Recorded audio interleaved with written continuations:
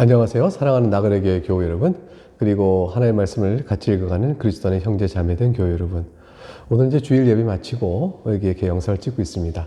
내일 여러분 이 영상 보시겠습니다. 출애굽기 40장이 오늘 살필 말씀인데요. 이제 우린 출애굽기 40장으로 해서 전체 출애굽기를 다 읽게 되어집니다. 출애굽기 40장에 이르는 우리는 어떤 상황에 있습니까?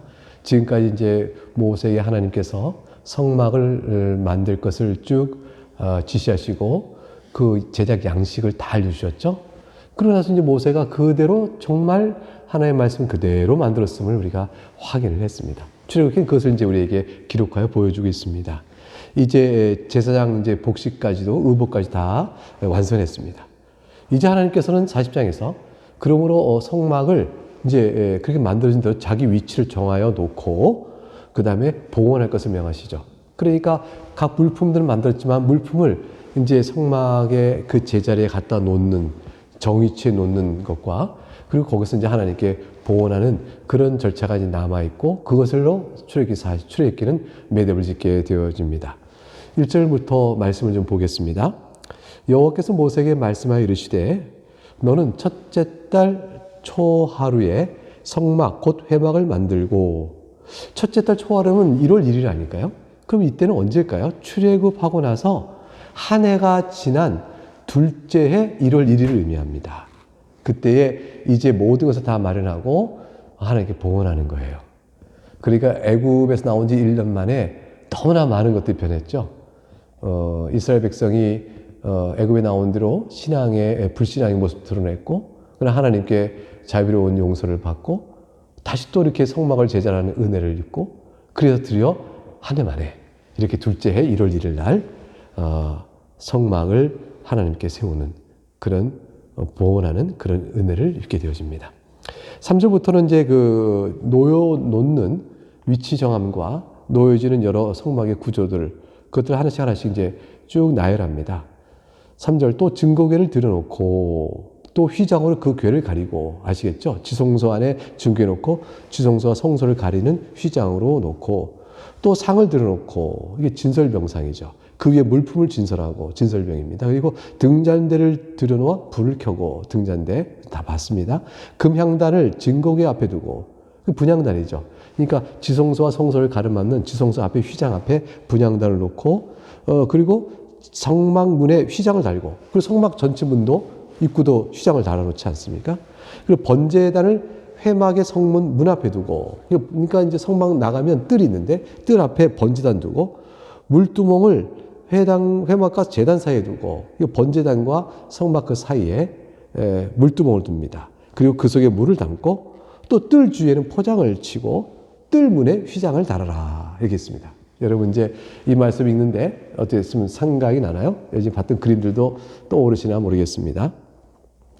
그리고 이제 제 위치에 다 놓은 성막과 그 안에 것들에 이제 기름 바를 것을 명하십니다. 이제 이게 하나님께서 거룩하게 하라 하고 특별히 정하신 기름대로 향품으로 쭉 그것을 바르는 것을 명하셨어요. 9절과 11절 또 관유를 가져다가 성막과 그 안에 있는 모든 것에 발라라 이랬어요. 그것과 그 모든 교를 거룩하게 하라. 그것이 거룩하리라. 이제 기름 부은 것은 구별함의 뜻이죠. 구별하여 거룩하며요. 이 자체가 뭐 하나님이 거룩하시다라고 할 때 거룩하신 하나님은 우리와 같지 않으시고 높으신 하나님이요 초자연적 하나님을 드러내거든요. 그런 의미에서의 범할 수 없는 하나님의 거룩하심, 그 거룩하심도 있고 하나님 그 특별한 목적으로 구별하여 쓰실 때 또 거룩하심이 있어요. 지금 이 성막에 기름을 발라서 하나님이 특별하게 이걸 쓰시는 것임을 나타내 보이라. 이제 거룩함이죠. 그러니까 이제 우리가 제사장도 기름 부어 세우잖아요. 특별하게 쓰시기 위해 기름 부어 거룩한 자로 삼으시는 거예요. 왕과 선지자들도 특별히 기름 붓는 것은 하나님이 지정하신 하나님의 섬기는 특별한 목적에 따라 그들이 쓰임 받도록 구별하여 거룩하게 하시는 것이죠. 이게 성막과 모든 물품도 그렇게 하라고 명하셨습니다. 10절 너는 또 번제단과 그 모든 기구에 발라 그 안을 거룩하게 하라. 그 제단이 지극히 거룩하리라. 11절 너는 또 물두멍과 그 받침에 발라 거룩하게 하고 그래서 이제 모든 성막을 제자리에 놨고 기름을 다 발라서 다 거룩하게 거룩하게 구별했습니다. 12절과 15절에는 이제 제사장을 이제 임명하고 임명식을 이제 제사장을 임명하도록 임직하는 이제 명령을 내리시는데 그에 앞서서 정결케 할 규례를 말씀하세요. 12절 너는 또 아론과 그 아들들을 회막문으로 데려다가 물로 씻기고 정결케 하는 얘기죠. 13절 아론에게 거룩한 옷을 입히라. 그리고 그에게 기름을 부읍니다. 왜 그렇죠? 성별, 거룩하게 구별하는 것이죠. 그래서 거룩하게 하여 그가 내게 제사장 직분을 행하게 하라. 그래서 몸을 씻기고 거룩한 제사장의 옷을 입히고 대제사장의 옷을 입히고 기름 부어 거룩하게 성별하면 주님의 피로서 제사장 직분을 행할 수 있는 위임식이 이루어지는 것이죠. 임직식이 이루어지는 것입니다. 14절 너는 또 그 아들들을 데려다가 아들들도 이 아들은 제사장이죠. 아론은 대제사장이고 그들에게 겉옷을 입히고 그 아버지에게 기름을 부은 것 같이 그들에게도 부어서 그들이 내게 제사장의 직분을 행하게 하라. 그들이 기름 부음을 받았은즉 대대로 영영이 제사장이 되리라 하시매. 기름 부음 한 번 받으면 그것은 유지가 되어 갑니다. 그래서 이들의 자자손손 이어서 제사장 직분을 감당하도록 하나님이 명하셨죠.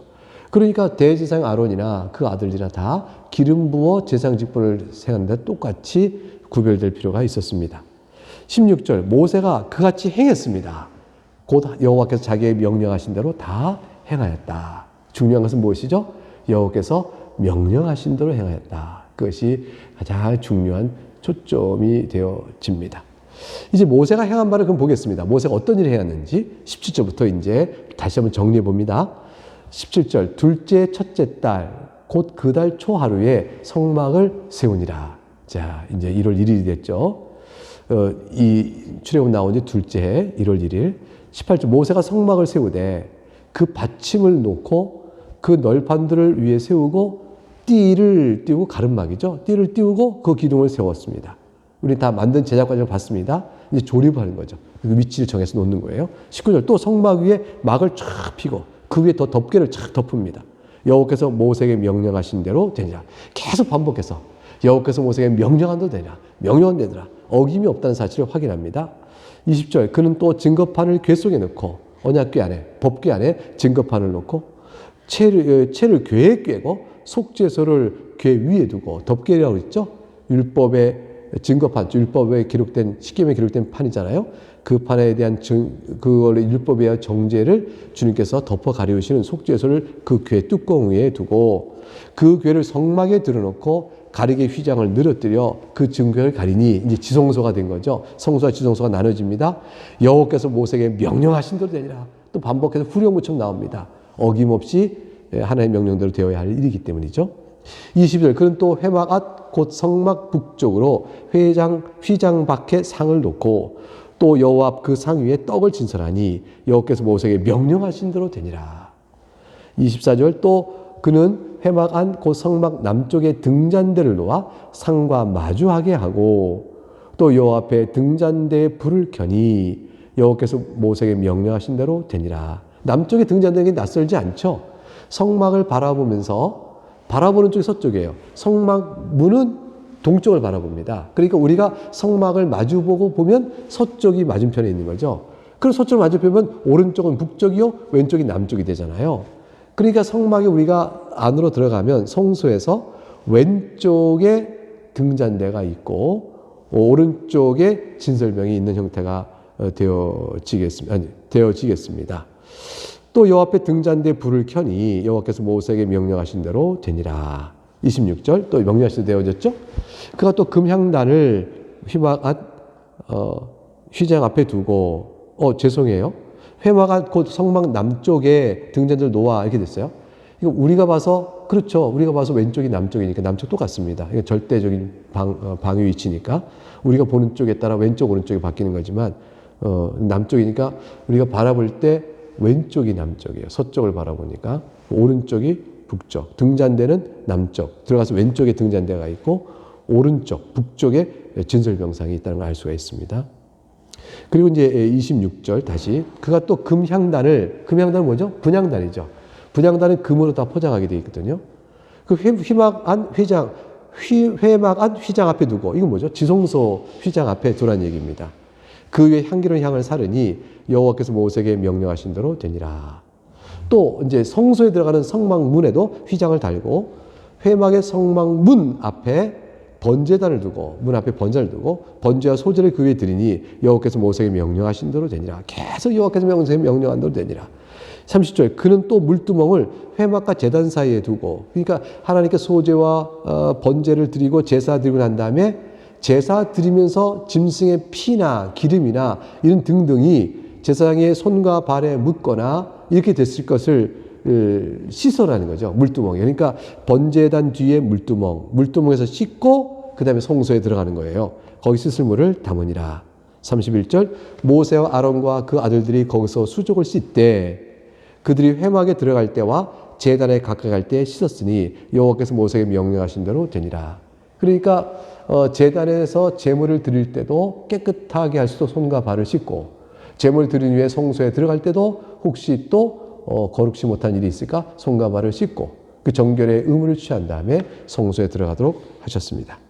그래서 위치가 성막과 번제단 그 사이에 물두멍을 둔 것이죠. 33절 그는 또 성막과 제단 주위 뜰에 포장을 치고 뜰문에 휘장을 다니라. 자 이렇게 해서 뜰의 휘장까지 다 치고 울타리까지 다 치고 문도 다 다녔으니까 모든 게 다 맞춰졌습니다. 이제는 하나님의 영광이 이들 가운데 임하여 하나님께서 기뻐 이 성막을 명하신 대로 만든 것을 받으신다는 사실을 나타내 보이시고 이스라엘 백성과 함께 하시는 보호하시는 하나님이시를 나타내 보이시면 뜰이 이제 우리에게 남아있는 것이죠. 33절 하반절에 모세가 이같이 역사를 마치니 어떤 일이 벌어질까요? 구름이 회막에 덮이고 여호와의 영광이 성막에 충만하며 얼마나 영광스러울까요? 성막에 구름이 쫙 임했습니다. 모세가 회막에 들어갈 수 없었으니 이는 구름이 회막에 덮이고 여호와의 영광이 성막에 충만함으로 모세조차도 감히 못 들어갈 만한 하나님의 임재의 영광이 현현했던 겁니다. 온 이스라엘 감격이 얼마나 컸을까요?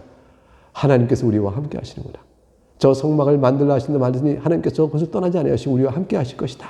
이 기쁨으로 감격한 모습일 것입니다. 자, 그러면 성막을 다 이렇게 만들어서 했는데 앞으로 어떻게 되죠? 진군하는 거죠. 하나님이 약속의 땅으로.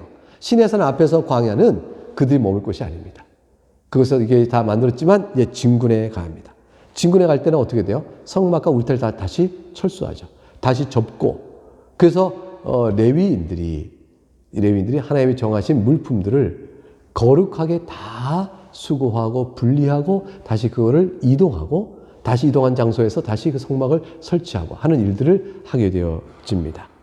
가나안 땅으로 진군해 갈 때 하나님은 이스라엘 백성을 인도해 가십니다. 36절 구름이 성막 위에서 떠오를 때는 이스라엘 자손이 그 모든 행자의 길에서 앞으로 나아갔고 구름이 떠오르지 아니할 때는 떠오르는 날짜까지 나아가지 아니한다.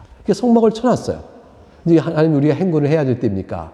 구름이 성막에 머물러 있으면 아직은 행군할 때가 아닌 거죠. 근데 성막에 구름이 쫙 떠오릅니다. 그러면 또 성막을 다시 분리하고 그 구름을 따라 다시 가나안 땅으로 가는 겁니다. 어딜 가든지 하나님의 인도에서 벗어나지 않고 인도에 따라 멈추라면 멈추고 또 가라면 가는 것입니다. 긴 세월을 멈추면 어떨까요? 하나님께서 한 곳에 6개월을 멈추면 어떨까요? 멈추는 것이죠. 1년을 멈추면 어떨까요? 멈추는 것이죠. 광야에서 그 좋은 환경이 아닌데 빨리 가나안 땅에서 경작하고 풍요롭게 살고 싶은데 그래도 멈춰야 하는 것입니다.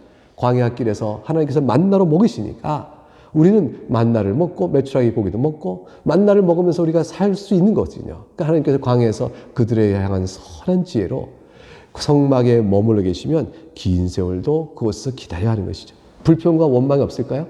사람의 지혜로 따지면 하나님 빨리 움직여야 됩니다. 이것이 뭡니까? 빨리 가나안 땅을 주시옵소서. 하나님이 능력이 없어서 우리에게 이렇게 주춤 하시는 겁니까? 이런 등등의 원망이 나온다면 그 죄예요. 불신앙의 모습인 것이죠. 하나님께서 우리와 함께 하시는 그런 뜻은 우리 생각과 달리 하나님께서 멈추랄 때 멈추고 가랄 때 가는 그런 은혜의 때를 따라가야 할 것입니다. 37절 구름이 떠오르지 아니할 때는 떠오른 날까지 나아가지 아니하였으며 38절 낮에는 여호와의 구름이 성막 위에 있고 밤에는 불이 그 구름 가운데 있음을 이스라엘 온 족속의 그 모든 행자하는 길에서 그대 눈으로 보았더라. 이래서 애굽에서 나온 이스라엘이 가나안에 들어가기까지 광야길에서 하나님과 함께하는 예배를 드리며 하나님의 인도함을 따라 선히 가게 됩니다. 하나님의 교회는 이처럼 대오를 이루고 질서를 이루면서 행군해 가는 것이에요. 하나님의 교회가 하나님께서 말씀하신 성경에 기록된 말씀대로 하라는 것을 하고 하지 않는 것을 하지 않으면서 우리가 교회를 통하여 하나님 나라를 함께 더불어 가는 것입니다. 우리 인생도 교회에 속하여 가는 것이에요. 우리 인생 중에 누가 혼자 갈 사람 없죠. 이스라엘 백성 중에 나는 답답하다, 나 혼자 가겠다 이런 사람 아무도 없는 것이죠. 하나님의 성소를 섬기고 하나님의 교회를 섬기는 연합된 공동체로 함께 가는 것입니다. 우리 각각이 주님이 정하신 인생을 마치고 낙원에 개별적으로 불러가겠지만 죽으실 때는 교회로 다 다시 뭉치게 되어지는 것이죠. 주님 다시 오시는 날에 그 이루어질 그 영광의 날을 소망 중에 바라면서 오늘도 생명의 주를 바라보며 힘있게 살아갈 수 있기를 바랍니다. 여러분의 믿음과 여러분의 인생을 선히 이끄시는 가나안 복지 그 땅에 이를 때까지 인도하시는 주님의 큰 은혜와 도우심과 능력과 지혜를 찬미하면서 감사함과 평안으로 오늘도 감당하시는 여러분 될 수 있기를 주의 이름으로 축복합니다. 감사합니다. 내일 다시 뵙겠습니다.